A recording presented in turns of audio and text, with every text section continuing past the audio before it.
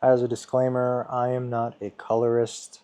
I actually suck at coloring. It's one of the reasons why I like Dehancer, because I got Dehancer and DaVinci at the same time, and the color grading process just intimidated me like crazy.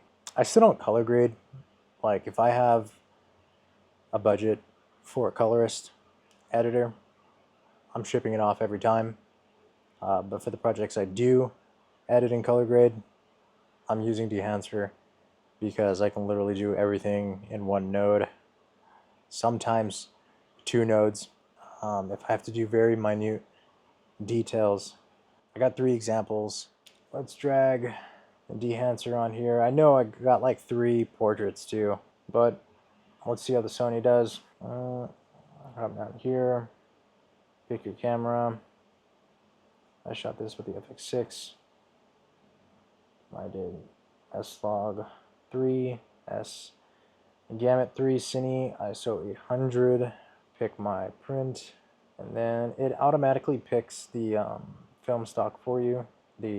Not randomly, it always lands on Vision 3 250D, but look how many you have to choose from. Play around with it. I have no idea when it comes to film. I bet some people can read this and kind of expect a certain color, a certain look. I have no clue. I haven't even gone through all of these. Go through, see what you like, see what you don't like. I've been mainly sticking to this area here. Let's see what the 250D looks like. That's looking good. Over here, version pool. Looking very soft and clean as far as colors. Since I used the 250D on the other ones, let's use the 500T here, and then we'll come over here. I like to enable these, really bring down the highlights. I want to keep the main focus on her face, especially since it's like a medium close-up. If you're looking for a technical view of Dehancer, this is not the video for you. This is just how I go through it and my color grading process. I end up getting an image that I'm happy with, and that comes with knowing how far to take certain looks with certain clients. So this is a clothing line, and that's what's cool about Dehancer. It's like you can really, the more I learn about this software and the more I do research on other images that use actual film stocks and I try to replicate it. I know certain Dehancer users can get certain, like the actual film stock and the Dehancer film stock, and they can get it like pretty close, like indistinguishable. And then you can also just do a very clean version of it just for the colors. Take what you want from Dehancer.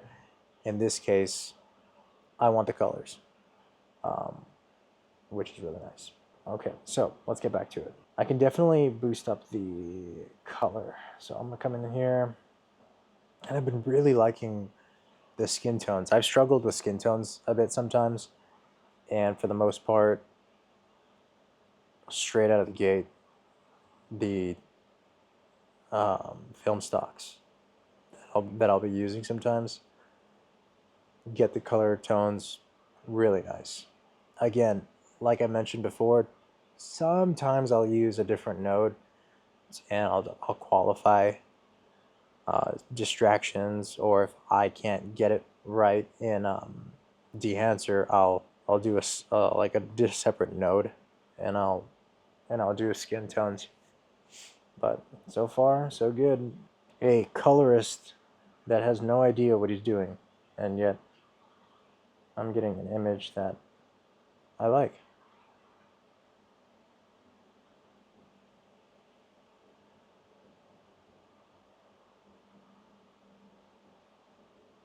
The target white is really cool. I feel like it just warms it up in a separate way than going into your temperature.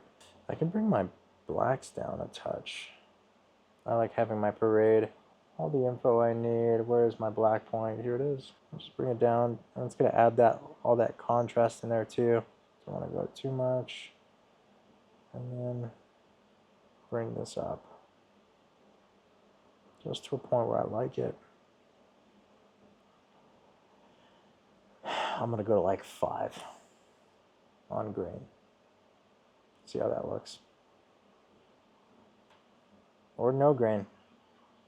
Maybe let's just do no grain for this one. Let's just use it for the colors.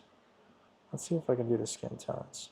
If you're like an actual colorist professional and you're watching me do this, this is probably frustrating the crap out of you. And I'm sorry. My apologies. I'm gonna come in here, do a mask. I'm doing this just to see where my skin tones are at. So they're a little yellow, which I was seeing. This is where I'd use that other node sometimes, but let's see if we can do it in Dehancer. We'll go down to color, enable. Did that work? Whoops. Let's see.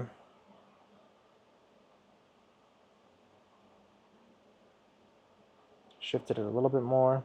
The benefit of doing another node too is you're just doing the skin. Right here, I believe I'm affecting the whole image. But I'm just trying to prove a point that you can do everything in one node. It might not be as dialed as a professional colorist would say or do, but it's working. I think that's getting to a point where I really like it. Yeah. I would send that. And if you don't like it, you can probably do a better job. But that's what I would do.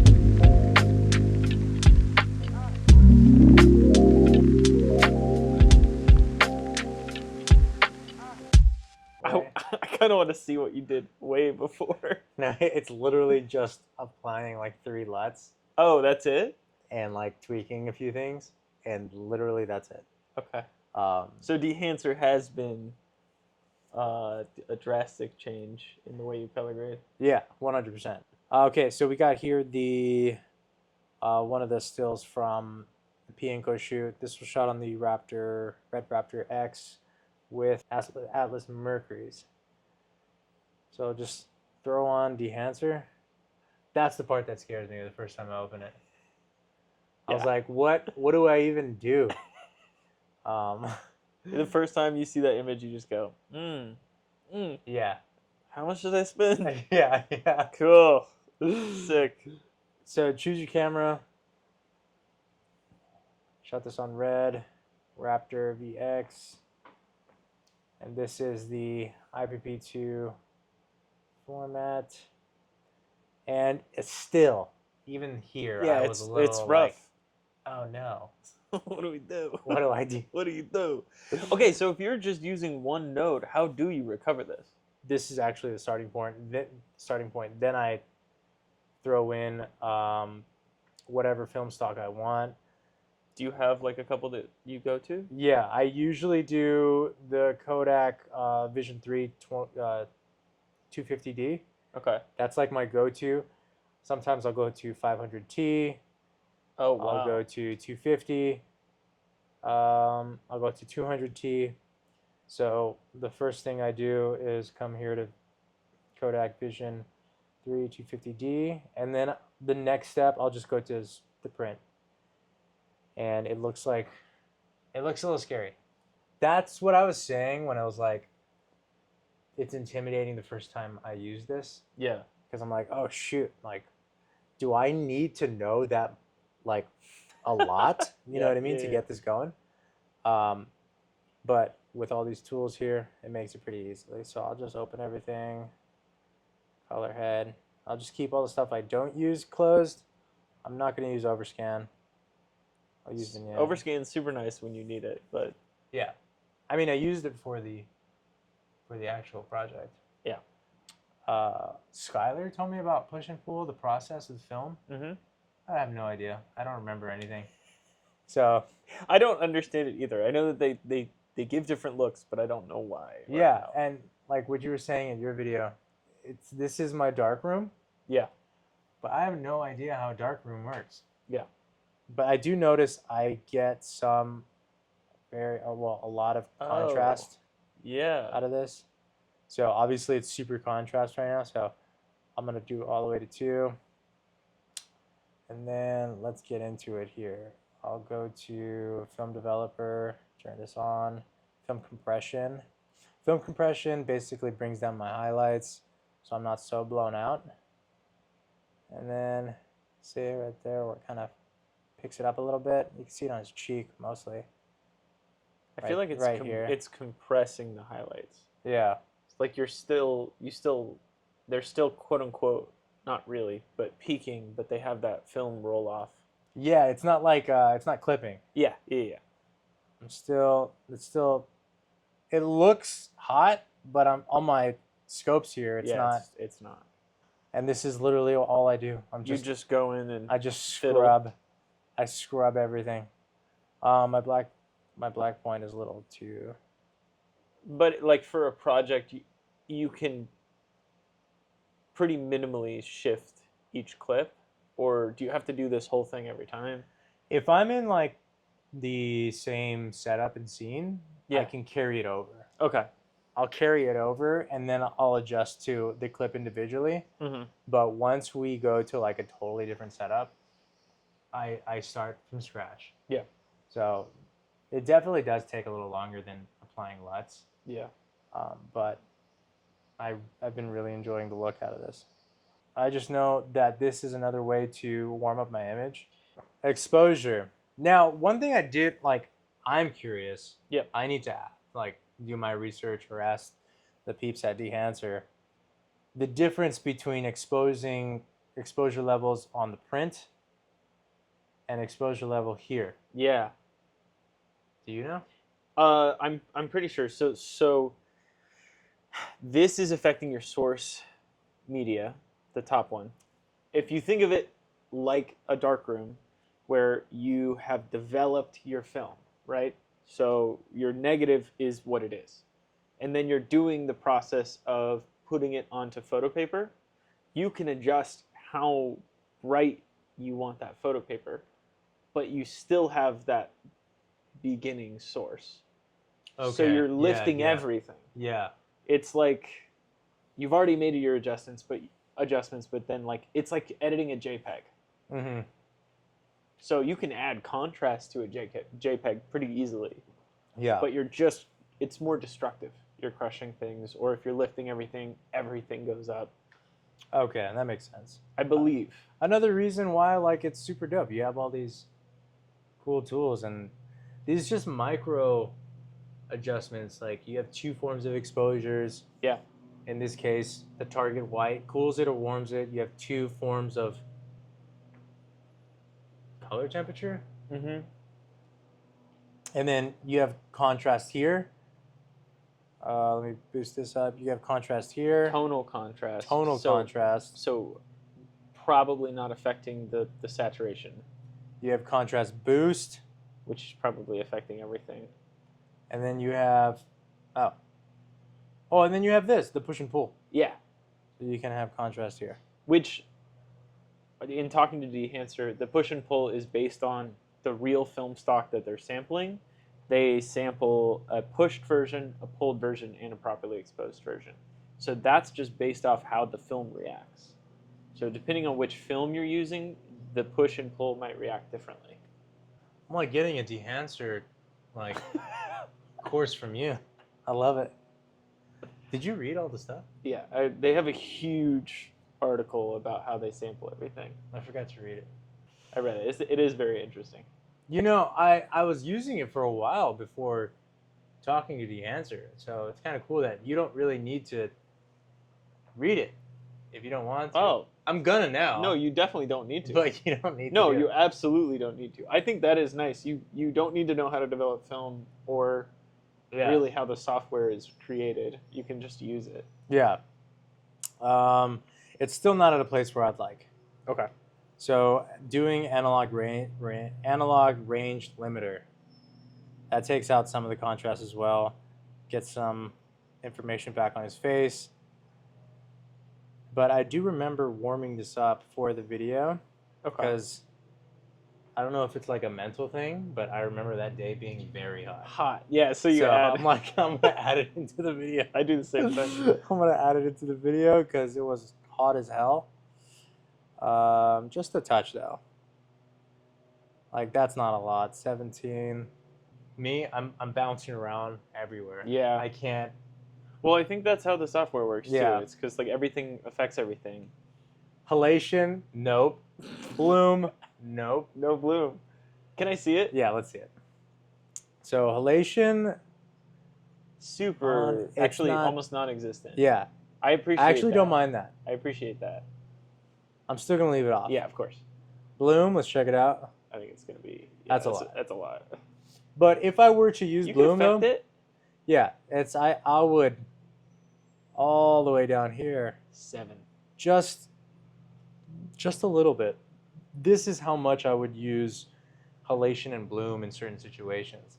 The thing I was telling you about when we were doing the photos is people come in here and then they crank it Yeah. and then they go crazy, and it's like See, that looks great. No, I'm joking. I'm gonna leave these off because I don't really like halation and bloom. And my film look, when I think of the film look, Yeah.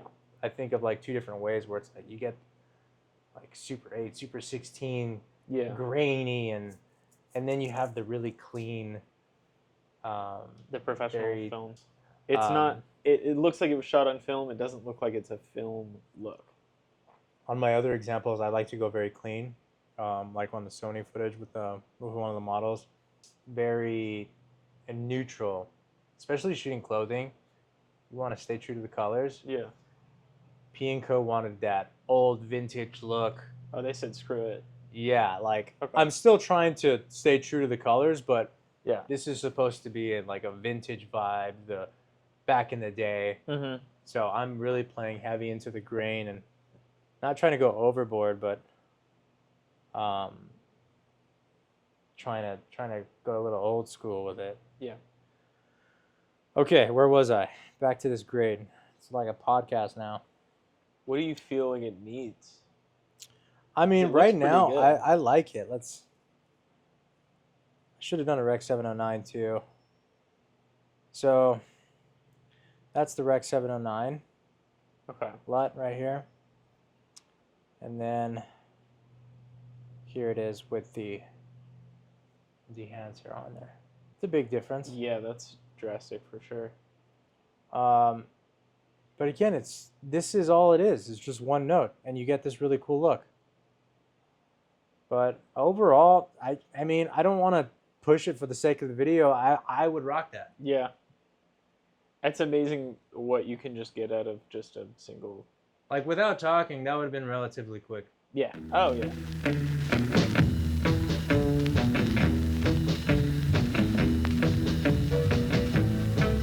That's the end of Jericho segment. I wonder if I can edit a Bye guys. little Jericho segment. Be sure to check out his channel. He's going to be going over Dehancer with photos. Yeah, mostly photo. A lot of what I go over is just how they create their film looks, because I find that to be the most interesting part. Yeah, check it out if you want to see that. Yeah, he's got a really cool YouTube channel. Check him out. Really good photographer. All right. Bye. Oh, hit my head. Let's do the Arri Mini LF. Let's go into Dehancer. Drop that on there. That looks a little scary. Choose camera. Arri. So they do not have the Mini LF. I just do Mini with Log C. And that's the cool thing about the film stocks. They have so many, and you can just be going through all of these. Kodak 2383 print film, analog range limiter. So the project obviously depends how I'm going to do the grade. This is, we're in the motorcycle shop with my buddy Morgan. and we are rebuilding his dyna. So it's got that grunge feel. Definitely already know I want to go heavy with the grain. Okay, like I'm not gonna say I don't like it because I already do, even though I haven't done anything. And that's kind of the point with Dehancer, which I've been liking. Obviously, this is a look. You know, this look doesn't work for everything. So at this point, when I have my film print and my film stock at a point where I like it, I'm just gonna go in, literally mess around with all the sliders and just get it to a point where I like it.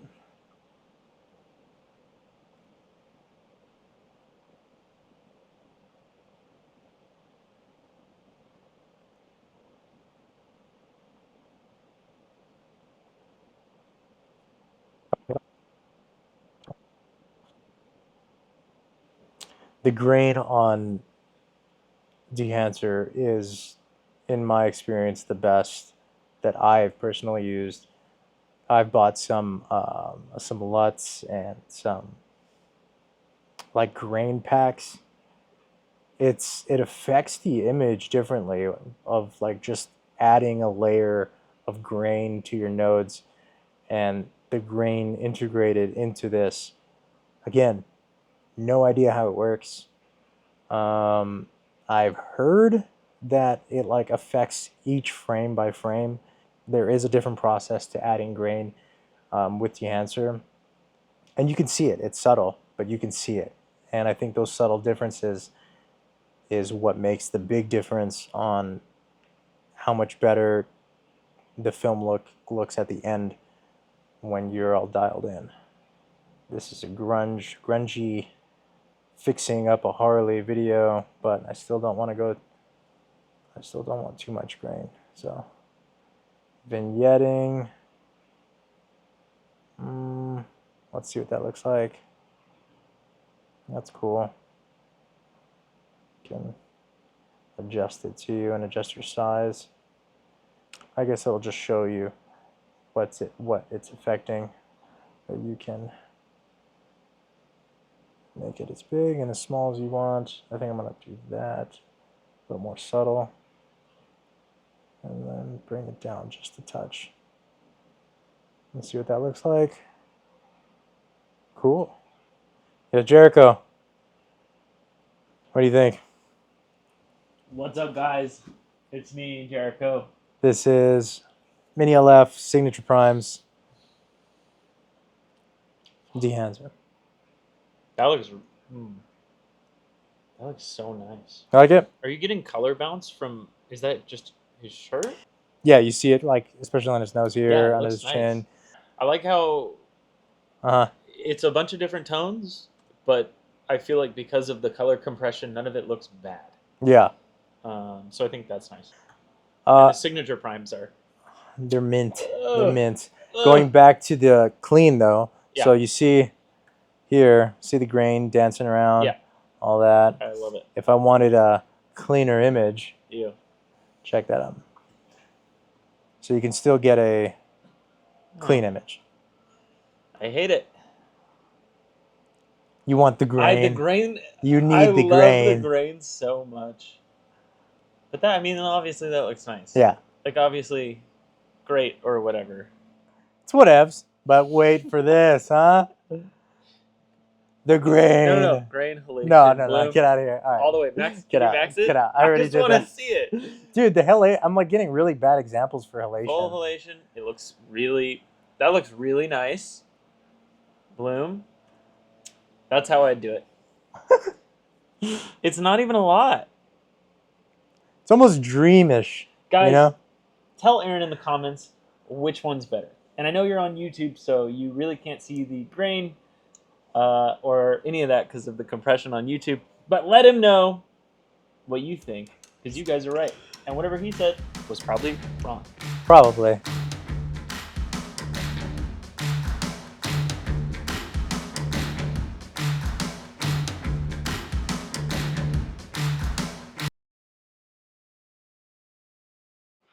I also forgot to mention we have affiliate codes now. Oh yeah, I forgot to mention it too. Yeah. We have affiliate codes. So we put it in the It's in there. and it's in the It's description. description. If you want, Aaron, I'm not gonna even do it. That sounds so